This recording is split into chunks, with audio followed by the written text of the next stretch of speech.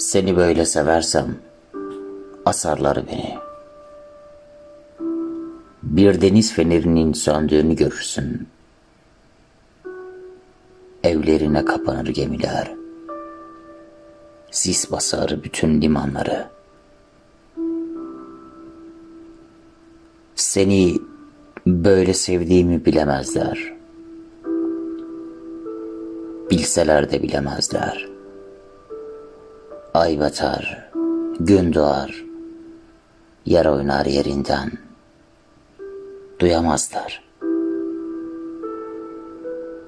Seni böyle sevdiğimi bilseler, asarlar beni. Yokluğunu anlatırlar önce bir güzel. Dudaklarım çatlayınca susuzluğuna, sabah 5.30'da ipe çekerler. Seni böyle sevdiğimi bilemezler. Bilseler de bilemezler. Ay batar, gün doğar, yer oynar yerinden. Duyamazlar.